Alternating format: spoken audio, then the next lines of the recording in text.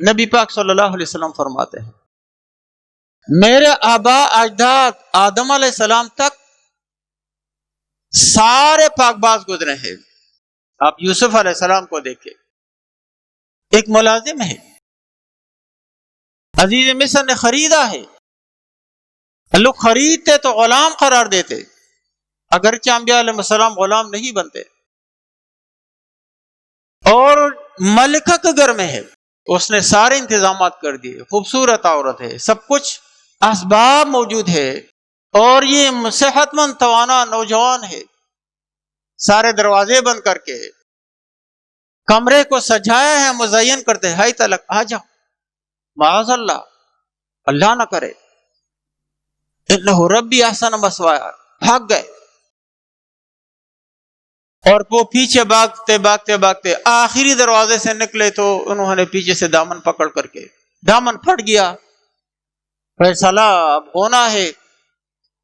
ایک شخص نے ثالث مقرر ہوا، اس نے کہا دامن دیکھو کس جانب سے پھٹ گیا ہے، کھٹ گیا ہے. اگلا دامن کھٹا ہے تو یہ دفاع والی صورت ہوگی، پھر یہ ان کا قصور ہے. پچھلا دامن کھٹا ہے تو یہ بھاگنے کی صورت ہوگی.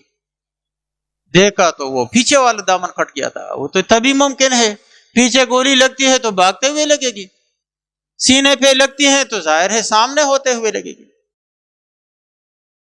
تو یہ وہ لوگ ہوتے ہیں جو انتہائی پاک ہوتے ہیں. نبی پاک صلی اللہ علیہ وسلم کی طہارت، نبی پاک صلی اللہ علیہ وسلم کی صفات کا الفاظ کے ذریعے ہم احاطہ نہیں کر سکتے ہیں. یہ وہ شخصیت ہے کہ جن کی پاک بازی پہ، جن کی صلاحیتوں پہ، جن کے عقل مندی پہ، جن کے شجاعت پہ، جن کے بہادری پہ، جن کے سخاوت پہ، جن کے حکمت پہ، جامع الکلام ہونے پہ، ہر خوبی پہ ساری دنیا گواہ ہے. جو غیر مسلموں نے نبی علیہ السلام کے سیرت پہ کتابیں لکھی ہیں، وہ سوانح نگار بھی اس بات کا اقرار کرتے ہیں کہ آپ علیہ السلام کی زندگی بچپن سے کیسی تھی. نبی علیہ السلام فرماتے ہیں میں اس پتھر کو بھی جانتا ہوں جو نبوت سے پہلے مجھے سلام کرتا تھا. شروع سے کچھ لوگ ایسے تھے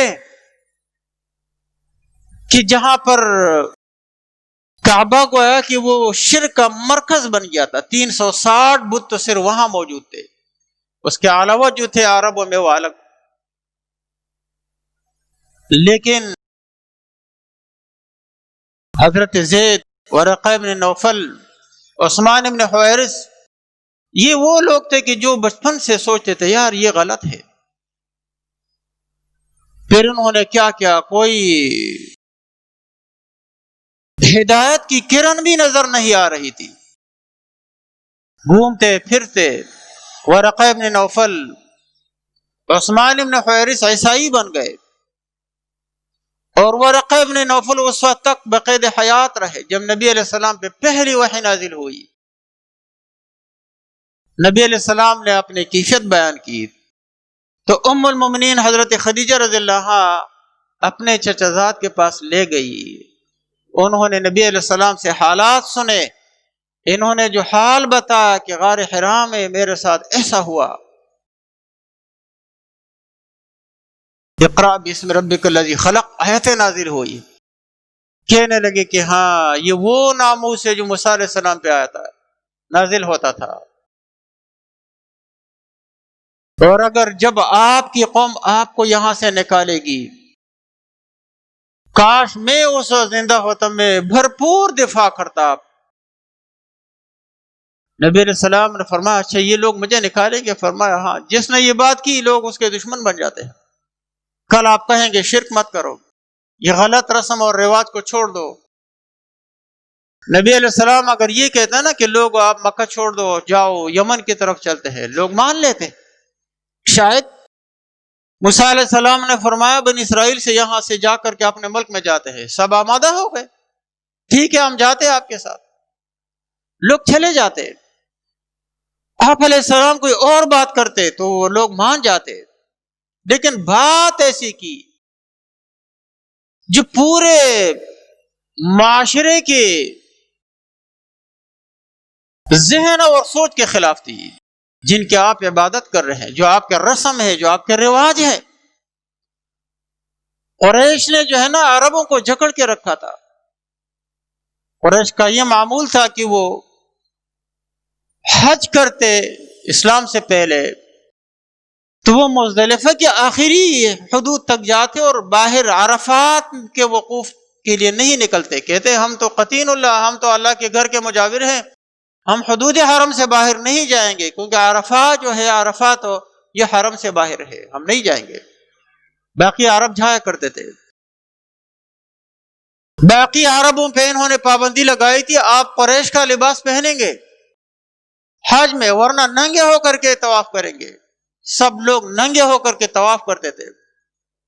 نبی پاک صلی اللہ علیہ وسلم ان چیزوں کے قائل نہیں تھے۔ قبل الاسلام جب حج فرض نہیں ہوا تو نبی علیہ السلام عرفات میں دیکھے گئے۔ اب قوم کا رخ ایک جانب ہے، آپ علیہ السلام کا رخ دوسری جانب ہے، بہت ساری چیزیں ہیں، اسی لیے فرمایا کہ یہ لوگ آپ کی مخالفت کریں گے۔ اور جو حضرت زید تھے انہوں نے گھومتے پھرتے پھر یہ کہا اللہ اگر مجھے معلوم ہو جائے کہ تیری عبادت کا کیا طریقہ ہے، میں وہی طریقہ اپناؤں گا۔ ظلمات کا، اندھیروں کا یہ حال ہے کہ کوئی روشنی کی کہیں سے کوئی کرن نظر نہیں آتی ہے۔ عیسائی آپس میں لڑتے لڑتے وہ بھی تقسیم ہو گئے تھے، اور پھر مکہ ایسی جگہ واقع ہے کہ جہاں پر نہ یہود تھے زیادہ، نہ نصارا تھے۔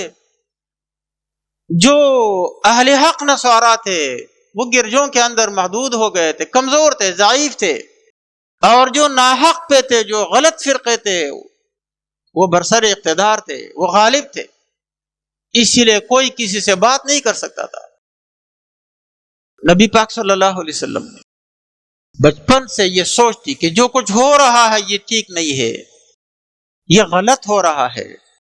اسی لیے جیسے جیسے نبوت کا زمانہ قریب آتا گیا، آپ علیہ السلام کا تفکر، تدبر بڑھتا گیا۔ یہ سب کچھ کیا ہے؟ یہ لیل و نہار کیا ہے؟ یہ ماں و سما کیا ہے؟ ہم کہاں سے آئے ہیں، کہاں جانا ہے؟ یہ تفکر، اور تو کوئی چیز نہیں تھی۔ اور پھر یہ ہوا کہ 3 میل کے فاصلے پہ غار حرا، جہاں آج کل بھی لوگ حج اور عمرہ کے لیے جاتے ہیں تو وہاں پر جاتے ہیں زیارت کے لیے، آپ علیہ السلام اپنے ساتھ زاد راہ اور توشہ لے کر کے وہاں پہنچ جاتے، بیٹھتے رہتے۔ وہ جگہ، وہ غار ایسی ہے کہ جہاں سے کعبہ شریفہ نظر آتا ہے۔ یہی ان کا تدبر تھا۔ علامہ عینی رحمۃ اللہ علیہ اور دوسرے علماء فرماتے ہیں اسی بات پہ سوچتے تھے کہ ایک بالاتر مقصد ہے، وہ بالاتر مقصد کیا ہے؟ پھر آپ علیہ السلام کو خواب نظر آنے لگے، اور ایسے سچے خواب کہ جیسے ہی دیکھتے بس اس کی تعبیر سامنے آ جاتی۔